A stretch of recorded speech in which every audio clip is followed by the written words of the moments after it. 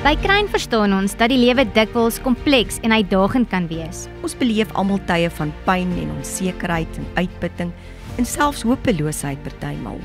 In hierdie moeilike oomblikke wil ons by Kruin jou help deur gebed, ondersteuning, toerusting en 'n ruimte vir groei. Ons nooi jou om te kom net soos jy is, met alles wat goed of sleg, reg of verkeerd, uitgesorteer of die mekaar is. Hier kan jy Jesus volg. By Kruin doen ons ook meer as net bymekaar kom. Ons doen goed. Ons doen goeie goed wat in die gemeenskap 'n positiewe effek sal hê. En ons nooi jou om saam met ons 'n verskil te kom maak. Want dit is die roeping van ons geloofsgemeenskap. Huise wat Jesus volg, leef dit. Goeiedag Kruiners en welkom terug by ons formele pragtige digitale erediens. Dewald, ons kameraman en klankman, lig my in. Ek is die laaste een wat hierdie preek opgeneem het laas jaar en nou is ek sommer ook die eerste een hierdie jaar. So dis baie lekker om so die digitale erediens saam met julle te begin. Hooplik is jy rustig, daar waar jy hierdie kyk, dalk is dit in die kar, dalk is dit rustig by die huis, en het jy dalk 'n koppie koffietjie en sit jy met jou geliefdes rondom jou. Mag die Here ook daar waar dit ook al mag wees, met jou praat, tot jou spreek en regtig jou hart verander en in die rigting stuur wat hy wil hê. Kom ons raak net stil en bid ons saam. Ons Vader wat in die hemel is, Here, dankie dat ons weer so aan die begin van 'n jaar en van 'n kwartaal, dat ons weer met groot opgewondenheid kan uitsien na dit wat U met ons wil doen hierdie jaar. Dankie dat ons weet ons jaar is nie net skool en werk en allerlei verpligtinge nie, maar dat U in die sentrum staan, dat ons jaar rondom U kan bou en dat ons dit so kan begin. Wees met ons waar ons ook al is en gebruik ons soos wat U wil hê. Ons bid dit in U naam alleen. Amen. So natuurlik het ons vir jou hierdie jaar 'n wonderlike vol program. Die dominees het laasweek op 'n retreat gegaan, of ek kan nie van hierdie woord retreat nie, want klink of ons net gerus het en gespa het, en dit is glad nie wat gebeur het nie. Ons het hard gewerk en temas en reekse en datums en allerlei goeders vooruit beplan.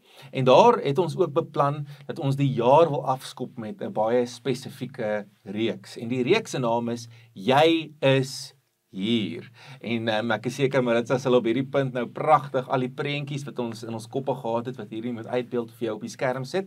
Maar ons werk met hierdie metafoor van jy is op reis en hoe begin jou jaar en jy is hierso en is jy waarheen, is jy op pad en hoe is die groot prentjie as jy uitzoom, dis waar ek vandag praat, die groot prentjie waar ons uitzoom en amper die hele aarde kan sien. Ons kyk na die geloof in die kerk oor al die eeue heen en volgende week gaan Michelle die volgende reeks doen, of die volgende deel van die reeks doen, waar sy bietjie verder inzoom, en nou is ons daarom al in Suid-Afrika, jy is hier in Suid-Afrika en in Afrika, en sy gaan bietjie oor die kerk in die land, en ook in die kontinent praat, en dan sal Ian die reeks vir ons afsluit met, jy is hier in Kempton Park, wat is dit wat die Here hier vir ons sê, en wat die Here met ons wil doen hierso, en dit is die reeks, dis waar ons baie opgewonde is. Ons hoop jy is reg, en jy sê saam met ons, ek is hier, en jy skop die jaar af op die regte plek, op die regte manier, en dat jy saam met ons die wonderlike reis van geloof kan aandurf.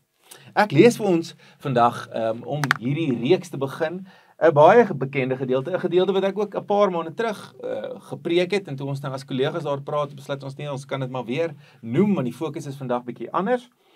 So ek lees vir ons Johannes 14 vers 1 tot en met vers 14. Jesus na die weg na die Vader. Jesus praat hier so met die disippels. Hy sê, laat julle harte nie ontsteld wees nie, glo in God, maar glo ook in my. In die huis van my Vader is daar baie woonplek. As dit nie so was nie, sou ek nie vir julle gesê het nie. Ek gaan om vir julle plek voor te berei. En as ek gegaan het om vir julle plek voorberei het, kom ek weer en sal ek julle na my toe neem, sodat julle kan wees daar waar ek is. Julle ken die weg na die plek waarheen ek gaan. Thomas sê toe vir hom, Here, ons weet nie waarheen jy gaan nie, hoe kan ons dan die weg ken? Jesus sê vir hom, ek is die weg en die waarheid en die lewe. Niemand kom na die Vader nie, behalwe deur my. As julle my leer ken het, sal julle ook my Vader ken. En van nou af ken julle hom en het julle hom reeds gesien. Filippus sê toe vir hom: Here, wys vir ons die Vader en dis vir ons genoeg. Jesus sê vir hom: Ek sal so lang tyd by julle en het jy my nie leer ken nie, Filippus? Wie my gesien het, het die Vader gesien. En waarom sê jy dan, wys ons die Vader? Glo jy dan nie dat ek in die Vader is en die Vader in my nie? Die woorde wat ek vir julle sê, sê ek nie uit myself nie, maar dit is die Vader wat in my bly en sy werke doen.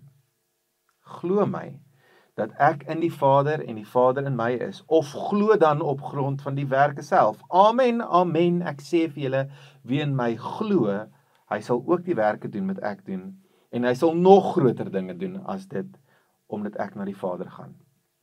En wat julle in my naam vra, sal ek doen, sodat die Vader deur die Seun verheerlik mag word. As julle my iets in my naam vra, sal ek dit doen. Tot sover ons skriflesing. Gras verdor, blomme verwelk, maar die woord van God bly ewig. Ek het nou die vakansie, die tweede fliek van die jaar gekyk. Ek kyk deesdae baie minder films, veral by die teater self. Die aard van die saak is tyd moeilik, maar dit raak ook lekker duur. Maar hierdie jaar het ek besluit, dis my prioriteit. Daar's 'n film wat ek eintlik al lank wou sien, eintlik nie 'n film nie, eintlik 'n musical. Wat ek baie graag wou sien wat nou verfilm is. En wonderlike terugvoer gekry oor die fliek. So toe besluit ek vat my hele gesin en ons gaan kyk Wicked. En dit is 'n pragtige musical, baie bekend, eintlik al 20 jaar oud, die musical. En ek het my vrou en my kinders saam gekry en ek en die vrouens in die huis het dit baie geniet. En toe ek vir Wouter vra of hy dit geniet, sê nee, hy het eintlik gehoop ons kan maar Sonic 3 gaan kyk. So dit was vir hom bietjie te girly geweest. Maar die film Wicked het toe nou nog steeds 'n indruk op my gemaak en al die musiek en ek luister dit en my familielede luister dit en ek kom sommer agter my kollegas luister dit en my kollegas se kinders luister dit. So ek kom toe nog agter hierdie tema van Wicked speel nogal 'n groot rol en daarso is iets wat by ons vashak. Nou as jy nog nie Wicked gekyk het nie, en jy stel nie regtig belang in musicals nie, jy hoef nie, ek het vir jou goeie nuus, dis 'n baie bekende verhaal, wat eintlik hierso op gesin speel word. Dit is die wêreld van The Wizard of Oz. En al hou jy nie noodwendig van musicals nie, en dalk het jy nog in die musical Wicked gaan kyk nie, is ek seker jy ken die storie van The Wizard of Oz. En wat is dit van die storie van The Wizard of Oz, wat ons so vir regtig letterlik al eeue so fascineer? Hoekom bly hierdie storie by ons, dat ons later nog daar wil skryf en tekenprentjies maak en uiteindelik musicals daar maak? Wat is dit van hierdie storie wat so met ons resoneer? Ek het daar gedink en ek het besef, die storie van Wizard of Oz is die storie wat 'n klomp van ons eintlik in ons eie lewens loop. Dis die storie van, as ek net op hierdie pad kan bly en by die wizard kom, dan sal die wizard vir my alles oplos in my lewe. Dis natuurlik wat met Dorothy gebeur wanneer sy in Oz kom en sy wil terugkom by die huis en dan sê die mense, maar gaan na die wizard toe, want die wizard is in staat om alles te doen.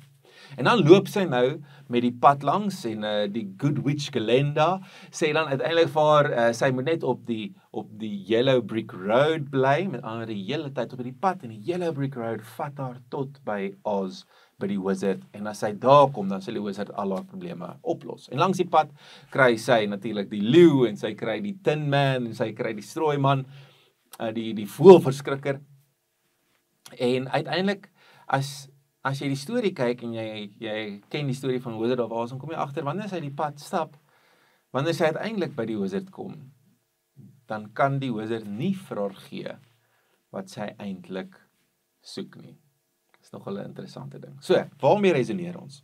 Ons resoneer met die gedagte dat as ons net aanhou doen wat ons moet doen, uiteindelik daar ver sal ons beloning kry. Dis nogal so as ons vakansie hou ook, nee. As jy nou afry Kaap, veral met kinders in die kar, en dit is 'n lang pad, dan jy tel die minute af, nee, ek weet nie of julle soos ek is nie, veral nou deesdae met die GPS, jy sit jou bestemming in die GPS en jy ry, en dan sien jy, okay, goed, ek sit daarom 100 km gevorder, okay, ons het 200 km gevorder, okay, is nog net so ver, okay, is net so ver, dan kan ons weer 'n bietjie rus en stop, en die hele tyd is hierdie reis nie eintlik noodwendig vir ons baie lekker nie. Gelukkig het ons deesdae skerms wat ons kinders se aandag aftrek, maar oor die algemeen is die bedoeling eintlik net, ons moet hierdie tyd net verbykry, want as ons by die see kom, of as jy by die wildtuin kom, of as jy by die berge kom, by die bosveld kom, dan sal dit alles die moeite werd wees. So kry hierdie deel net agter die rug, en as jy by jou bestemming kom, dan is dit die moeite werd. En dit is hoe ons lewens leef, en dit help ook, nee, dit help ons, as ek weet, okay, byt dit nou vas, want is nou bietjie sleg, maar as ek net lang genoeg vasbyt, dan uiteindelik gaan dit die moeite werd wees. En dis eintlik in 'n groot mate deel van die storie van Wizard of Oz. Byt vas, loop by die pad, kom net by die wizard uit, dan gaan alles okay wees. Ongelukkig dink ek in ons geloofslewens maak ons dikwels ook so. Ons maak in ons geloofslewens van God die wizard. Met ander woorde, as ek nou net soet leef en oulik is, dan sal ek eendag by die Here uitkom, by die hemel uitkom, so ek sit die destinasie of die bestemming in my GPS is hemel, want dis waar ek wil uitkom, en dan ry ek nou maar net die pad, en ek doen nou wat ek moet doen, en ek suffer wat ek moet suffer, en ek byt vas wat ek moet vasbyt, want die bestemming is die hemel. Die probleem is, dit dink ek is 'n baie kortsigtige manier om oor God en oor geloof te dink. Baie mense sal dan nou hierdie pad gaan en sê, maar ek is nie bereid om hierdie pad te ry nie. Ek is nie bereid om hierdie pad te stap nie. Hierdie pad is moeilik. Hierdie pad laat my swaar kry. En ander mense sê nou weer, weet jy wat, jy dink die wizard gaan al jou gedagtes, jou drome vir jou bewaarheid, maar dis nie wat ek dink gaan gebeur nie. God gaan dit in afval doen, hy gaan jou in afval ignoreer. So hoekom stap jy hierdie moeilike lang pad? Gisterand huwelikskategese, lekker huwelikskategese gehad met 'n paartjie, lank gesit en kuier. En een van die vrae wat hulle gevra het, niks oor die huwelik te maak het nie, maar was die vrou vra die man, maar as jy vandag doodgaan, gaan jy hemel toe gaan? En sy vra dit vanuit die konteks van, hulle is nie elke Sondag in die kerk nie, hulle lees nie meer so elke dag Bybel en bid elke dag nie, maar jy kan baie duidelik sien uit die gesprekke, hulle is gelowiges, hulle is regtig mense wat erns maak met hulle geloofsverhouding met God, hulle dink oor die lewe, maar hulle het nie noodwendig meer hierdie vaste routines nie. En ons het 'n lang goeie gesprek daar gehad, maar ek het net besef, dit is 'n vraag. Die vraag wat baie mense vra is, as jy nou doodgaan, gaan jy hemel toe? Ons dink dis die essensie van wat geloof is. Ek dink as ons hierdie teks gaan agterkom, gaan lees, gaan jy agterkom, daar's hierso ook 'n fokus. En die fokus is, glo jy?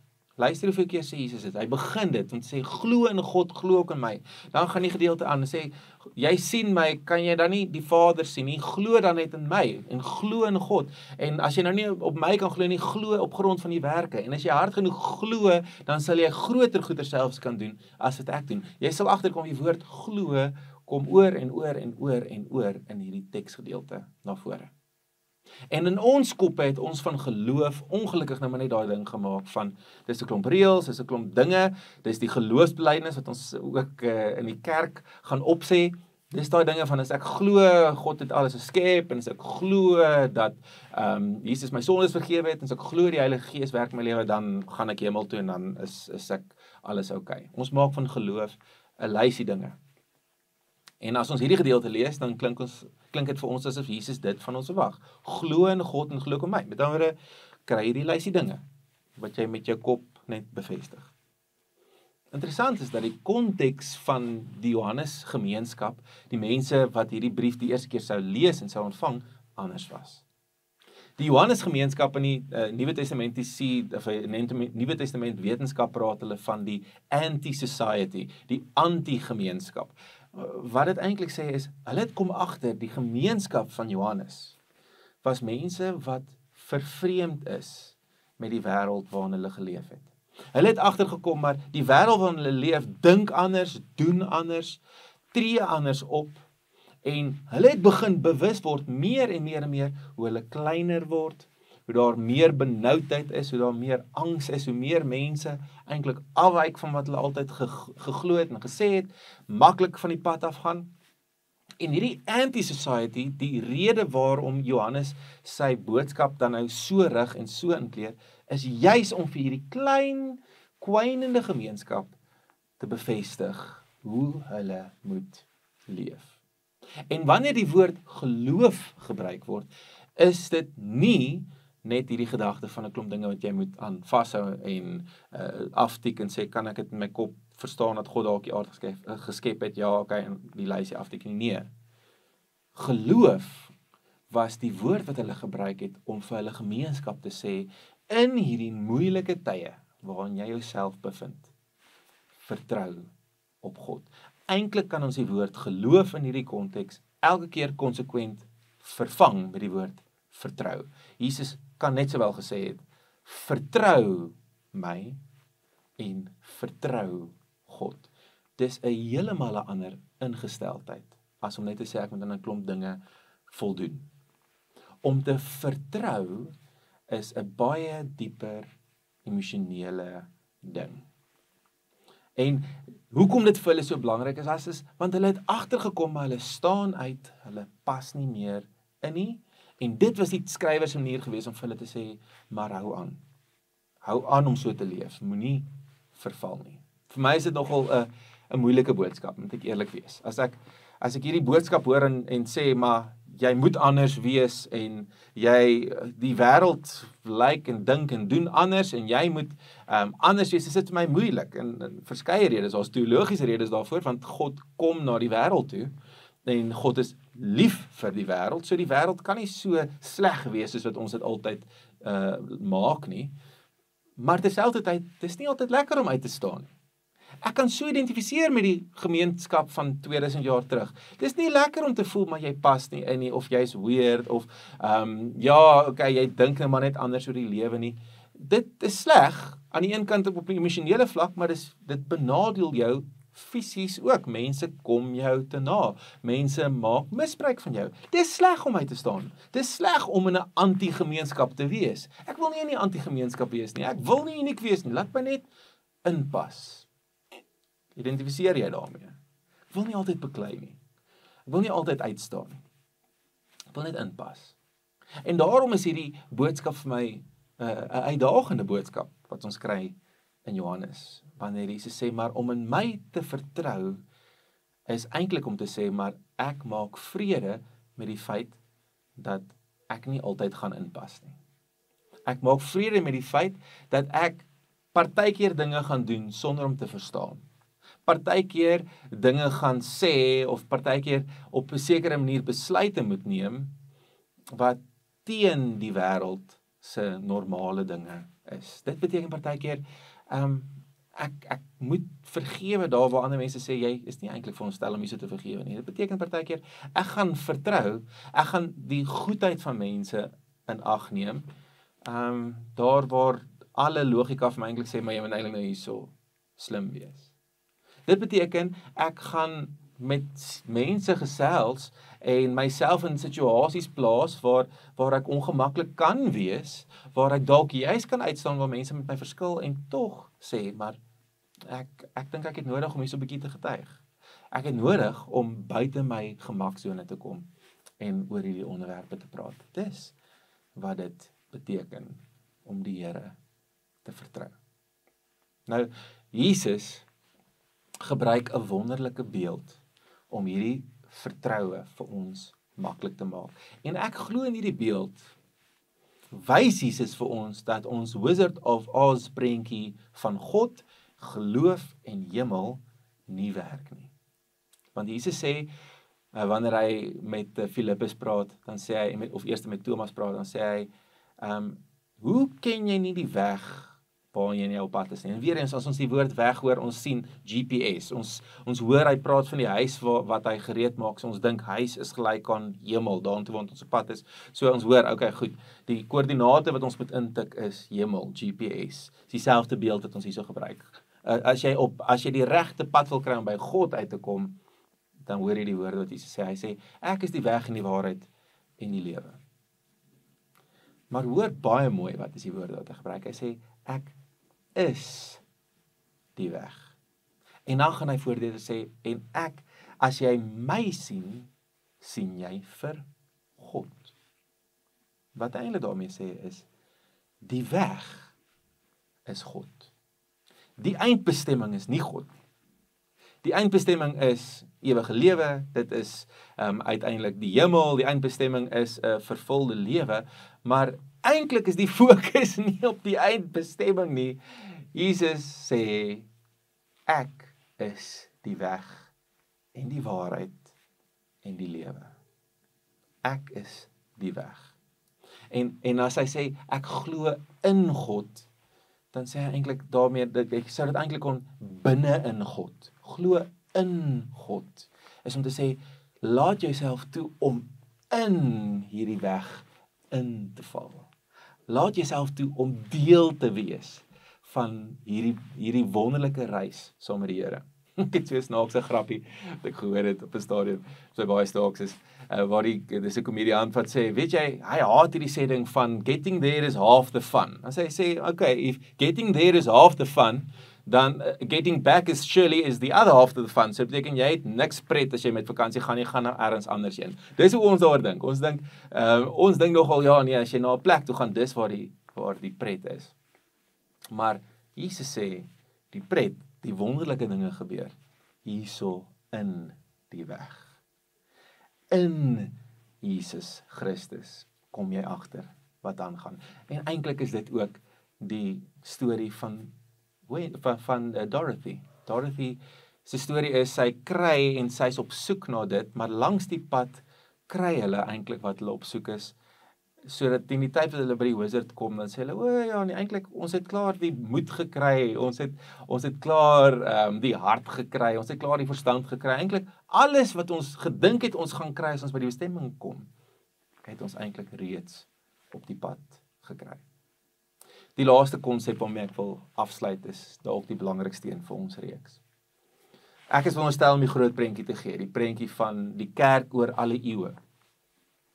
En as jy in gedagte hou dat hierdie teks geskryf is vir 'n gemeenskap wat klein geword het, wat bang was, wat vervolging beleef het, wat bedreigings beleef het, en hulle wou eintlik net op 'n manier sê, maar hoe hou ons vas, hoe kan ons aangaan? Interessant genoeg, hierdie boodskap het juis vir hierdie gemeenskap gewerk. Want die vroeë Christene, voordat daar 'n naam was vir, daar's 'n stap 'n Christen, hy is iemand wat in Jesus Christus glo, voordat hulle daai benamings gehad het, was die manier waarop daarna gelowiges verwys is, ja, daai ou hy's nogal vreemd, maar hy's die een wat in die weg is. Hulle het nogal gepraat van in die weg, odos is die Griekse woord vir wegpad. Mense het na Christene gekyk en gesê, maar ja, nee, hulle lewe anders, en hulle is in die weg. Dink ek het dalk al hieroor gepraat, maar ek gedink is goeie statistieke om te gee. Interessant nou, hierdie mense wat in die weg was, wat nie gemik het na 'n bestemming nie, maar wat in die weg was en geweet het God reeds te vind was in die weg, want dit is waar Jesus is. Dis die mense wat die kerk laat groei het. Die vreemde weirdos, is die mense wat die kerk laat groei het. Aan die einde van die eerste eeu, 100 na Christus, met ander so 70 jaar na Jesus se dood, is daar 'n berekening, daar was so min of meer 25.000 Christene in die wêreld. 25.000, einde van die eerste eeu. Aan die einde van die derde eeu, 310 na Christus, moet ek eerder sê, met ander 200 jaar later, wat is die hoeveelheid Christene wat daar was? Kan jy jouself net gou hierdie getal mense kry? Daar was 300 miljoen Christene. Ek wil hê jy moet daai getal gou weer kry. 300 miljoen Christene. Ekskuus, ek sien ek jok. 25,000 Christene, nie 300 miljoen nie, is baie. 20 miljoen, ekskuus, my getalle verkeerd gehad. 25,000 Christene, 100 na Christus, 200 jaar later. In 'n tyd waar die kerk vervolg is, in 'n tyd waar daar nie dominees was nie, in 'n tyd waar daar nie jeuggroepe was nie, in 'n tyd waar daar groot onsekerheid was oor presies wat die wêreld met ons gaan doen, 'n tyd voordat daar Bybels was. Wat gebeur? Die kerk groei. Hoe? Mense wat in die weg is. Mense wat leef. En dis die wonderlike boodskap van troos wat Jesus eintlik vir ons ook gee in Johannes 14. Hy sê, as jy net in die weg is, as jy op my vertrou, gaan jy sien, God is die hele pad daar. Nou kan jy vir my sê, Wouter, dit was 2000 jaar terug, ons 20 miljoen mense, okay, dis baie, maar dis 'n ander wêreld, ons is vandag nie meer so nie. Dan kan ek vir jou sê, goed, daarso is ander statistieke van hoe die kerk gegroei het in tye van onsekerheid, in tye van regtige vervolging, selfs net hierso in die 20ste eeu. In die 20ste eeu het China onder leiding van president Mao, ek weet nie of Mao's China, ek weet nie of julle daarvan gehoor het nie, groot president, marxisme en kommunisme versprei, en uiteindelik hierso in 1966, dat was net 60 jaar terug, nee?